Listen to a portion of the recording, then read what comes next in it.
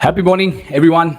Happy Tuesday. Today, just a moment, let me adjust this. Today we have done a bit of setting change so that it gives a bit different feeler. So happy morning, everyone. And today, let's start immediately with the Spartan code. So the Spartan goes like this: I choose to live by choice, not by chance. To be motivated, not manipulated. To be useful, not used. To make changes, not excuses. To excel, not compete. I choose self esteem, not self pity. I choose to listen to my inner voice, not to random opinions of others. I choose to do things that you won't, so I can continue to have things which you can't. So, with this, happy morning once again, everyone, and let's get going with today, Tuesday, a happy Tuesday. First of all, before we kickstart our day, and let's start going. Today, I'm going to take you to the history stage where the world was supremely progressive. So, today I'm going to tell you about a story about one of the greatest philosophers that ever walked on this planet. So, let's get going. So, this was somewhere before the birth of the Christ, before the Alexander the Great, and end of the Persian Empire. So, this 150 years in between when I'm continuing with the Greeks. So the Greeks continued to progress. The Athens, specifically the Athenian city of Greek, was progressing. So that time the ruler there was Pericles. So he was doing a fantastic job. Everything was happening great. Post Pericles, there started a movement by a man called Socrates. So definitely you must be knowing about Socrates. You would have heard about Socrates. What makes Socrates very unique, if you have never heard about Socrates, is that he was not a king. He didn't own a lot of money. He was not any influencer. He was just like a common man. Yet he had uncommon impact because the way he looked at things. So he never taken things for granted, whatever was told to him. So if you tell him the elephant fly, let's assume today somebody tells, hey, I saw yesterday an elephant is flying on social media. He might pause and question you on physics. Is it possible?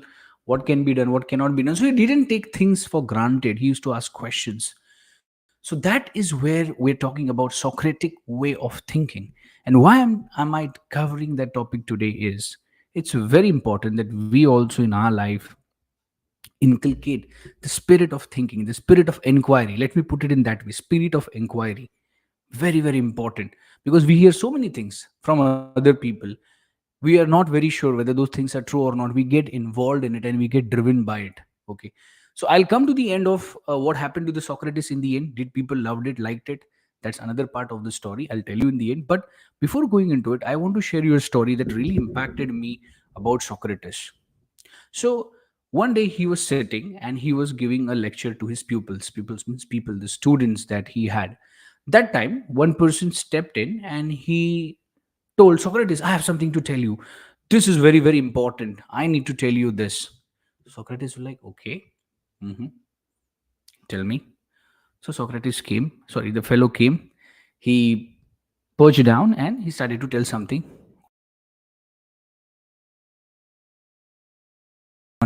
That is the most important. And that is what the lesson is. The first question was, whatever you're telling me or what you're going to tell me, is that good about someone or bad about someone? The fellow said, oh, I don't think that's a good thing that I'm going to tell you about anyone. It is something bad. Okay, fine. Second question, what are you going to tell to me? Is that 100% truth? Like it's confirmed, it's a fact? Uh, no, Socrates, no idea. I haven't checked about those facts. I can't confirm this. Neither I can deny that. Okay. Last third question. Whatever you're going to tell me, is it going to benefit me in any ways? Any ways, whatever it the ways it can be. Can it benefit me? No, absolutely nothing. He told that man, whatever you're telling is bad about somebody. It is not even true. Number three, it is not even going to benefit me. So why the hell I should listen to you? And that emerged as a Socrates test whenever people are trying to tell us something. Specifically, this point I am making because when we are at workplace, there's a lot of work politics is happening, right? Every day you will hear so many gossips happening around. something from the management, something from the coworker. A coworker is about to resign, a coworker is about to go. There's a gossip about work here and there. Specifically, when we talk about LinkedIn, we're talking about workplace. So I'm specifically focusing on workplace. There's so many gossips. Now, what is a gossip? A gossip is a statement that we do not know it is true or not. We do not know the origin of that particular statement or that particular fact where it has emerged. So we cannot testify it. We can't change it. We can't check it. Sorry. So in that scenario, we can apply this three filter test. So whenever somebody is telling something, anything, whether it's from the management, down the line, your co-workers, let's take it to the personal life also, anything, you can just ask three questions to yourself before you even indulge in that conversation, if you can. Number one, whatever I'm going to listen, is it a good or bad about somebody?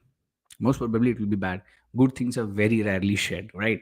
Number two, whatever am I hearing, is that a truth, a fact, or it's some kind of speculation, exaggeration? Mostly it will be speculation and exaggeration. Facts will be facts. I mean, no need to communicate to you, you'll come to know eventually. And number three, is it going to benefit me? 99% it will not be benefiting you. So if you ask these three questions, most of the gossips can be put to rest and you can really focus on what matters. Because I have seen so much loss of productivity at workplace because of gossip mongering. And I have seen people getting into trouble because of gossip mongering. I got to see people who never got up the pedestal of the corporate life or workplace because of the gossip, which they were not kind of involved, but they were dragged into. Ultimately, they paid the price by not being able to be a part of it. So these are the three filter tests of Socrates that you need to use. Just to repeat one more time. Number one, whenever somebody says something to you, first thing to ask is it this a good or bad about anyone? If it is a bad thing, definitely it's up to you want to listen or not. Number two, is it a fact or is it an exaggeration? And number three, is it going to help you in any ways? Is it going to benefit you in any ways? If all the three questions are no, no, no, definitely you have your own answer. Now it's up to you whether you want to listen to that thing or you want to, continue to go ahead and follow the Socrates path. Now, coming to Socrates, Socrates really challenged everything. He challenged the government, he challenged the people. He just created a movement of inquiry, the spirit of inquiry. When we say Socrates brought that spirit of inquiry, and that later was carried forward by his student Plato, and Plato later on gave it to his student Aristotle, who went on to become the teacher of Alexander the Great somewhere in 326 BC. So you see that lineage of going in. So coming to the Socrates, that time people did not like facts, absolutely not, especially when things comes to religion and politics. He never accepted anything. He said that before you tell me anything or before I accept anything, I need to check, I need to experiment, I need to have spirit of inquiry. So that was a point. And finally there came a point where the government accused him of plotting against them in a way, spreading false lies or creating kind of a revolutionary kind of atmosphere in the Athens. And they told him two option. Option number one, either you can stop doing what you're doing immediately and you shall be relieved, no problem. Or option number two, if you continue to do this or if you want to stick to your path of spirit of inquiry, you have to take poison and go from here. That's it. Many people thought that Socrates will surrender and he'll say, okay, fine, I will not indulge in all this. But Socrates was great, right? The greatest of the inquirers. He said, I'd rather take a poison and die rather than to surrender to the foolishness of illogic. Socrates is equal to logic, and he passed away.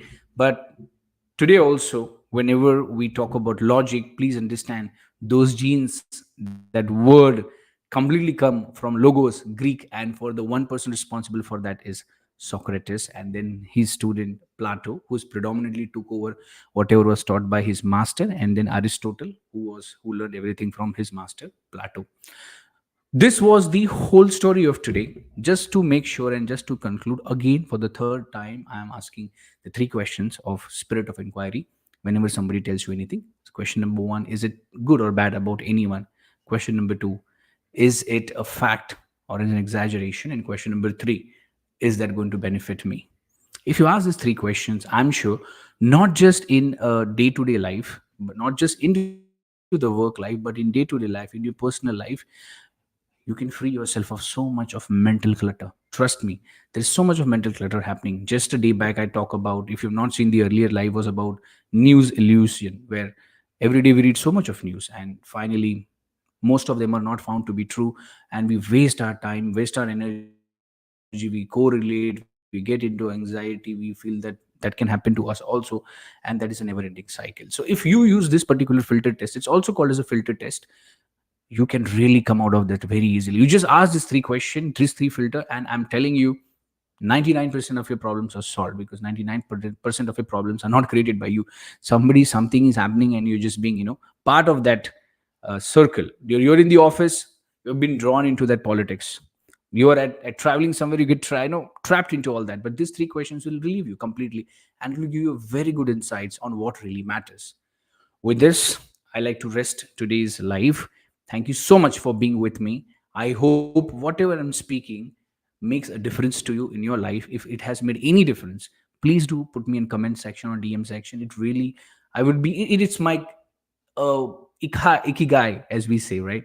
So I feel really good when I made you think differently. That's the whole series of broadcasts is all about, to make you look at things in a very different way against what society has always taught us. With this, thank you so much. All the best. Have a fantastic day and love you.